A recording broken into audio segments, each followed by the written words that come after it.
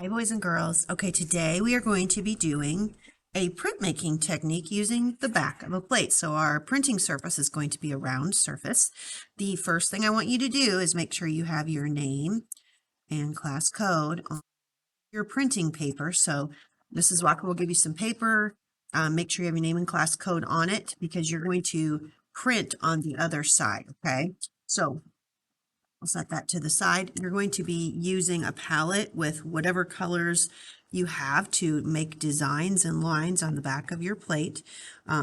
Anything goes. You decide. It can be abstract. It can be realistic. The one thing I want you to stay away from, though, is words, okay? We're going to hold off on words until you've had some experience with using just abstract or realistic shapes. Once you have your design on here, and I'm just going to take a moment here to put some lines and designs in here. This, you do need to rinse this out before you switch colors, or at least get most of it off. So I'm just going to do this really quick because I didn't bring a water dish over here. And I'm going to pick colors that would be close to each other on the color wheel so that they don't have too much trouble.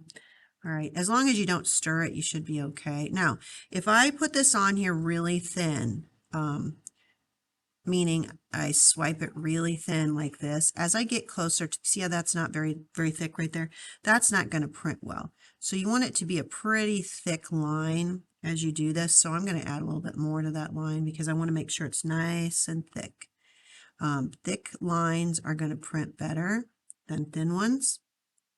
And you have to work a little bit quickly. These are starting to dry, I can already tell. So I'm going to go a lot faster here because I want to have a good print. And I know if I work too slowly, all my ink will dry. Now the white, it would be just to lighten a color. So I'm going to put a little bit right next to this blue. But white's not going to show up on the white paper unless it's mixed in with something else. Let's see, I don't have any of this dark blue. We'll just do an S curve, a couple of wiggly lines here, and then I'll take a print so you can see what happens, okay? All right, there we go. I'm ready. I want to make sure I have my name facing up, and I'm going to place this down and give it a little back massage. So lay it down. Once you set it down, do not wiggle it around, okay? Just press down, give it a little massage. Make sure you rub it into everything because remember, some of those places might be a little bit dry because I didn't work fast enough. And you'll find out how fast you have to work by doing this, okay? Now I'm ready to pull my print. Go ahead and pull it off and see what you've got, okay? Ooh, you can see where my colors were thicker. They kind of blended together. Pretty cool. Now I'm ready to do another one. You're going to use the same plate. And you can just rinse this off under the sink if you're using the styrofoam plates. I'm not using a styrofoam plate because I didn't have any here. But if you're using styrofoam, it's just a quick rinse. This one, I'm just going to keep adding colors to it. Thinking about color schemes, I think work better together. Would I put colors that are opposite on the color wheel? No, because they'll turn into brown, and I don't want brown. I'm just going to kind of go over some of these lines, but I might go over them with a different color. Or next to them with a different color. So like this one, I'm going to put some turquoise in there. Put more green. Now, green and pink, ooh, green and red are across each other on the color wheel, so I really don't want those to be next to each other. Think about something you could put in between them. So what's in between red and green on the color wheel? I could put some yellow in here, and that'll turn to orange on one and blue, or sorry, yellow, light green for the other. I think I'm going to do that to separate those two because I don't want that. I could also put some white in here too to kind of buffer things. A little more pink, pink, pink, pink, pink, pink. Ooh, it's turning orange there, isn't it? I'm going to add more pink to this area. Now, I don't want to dip in the green because I know I've got pink on here.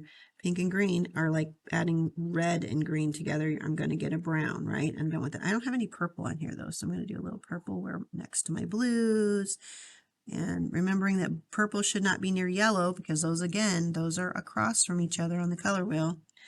And I want to be careful of that when I'm doing this. Okay, like I've got, ooh, I need to add some more to this. Something by the green because I remember that green was pretty dry last time anyway. Now I can go into the green and put some more green in here. And because I'm pretty dark, I'm going to add a little bit of white. So I'm going to wipe as much of this off as I can and add a little bit of white in here. See what happens. Okay, I'm going to take another print. Again, if you are on your second piece, be sure you put your name and class code. Just put it on, I think I'm going to probably give everybody 3 sheets of paper, so be sure you put your name and class code on all 3. And then don't stick your name into the paint. Keep your name visible and lay your paper down and give it that massage, but don't wiggle your paper around. Remember, you don't want to wiggle it. You want to just go straight in, press it down, make sure everywhere is touching, and then pull your prints. Ooh. Okay, then you can compare. Like I'm getting different prints here. But I feel like I still need more in the middle. See how this is a lot of white space in here? So for my next one, I'm going to put something in there. Okay, each time you take a print, you get more ideas. You can get more ideas for your next print. All right, have fun.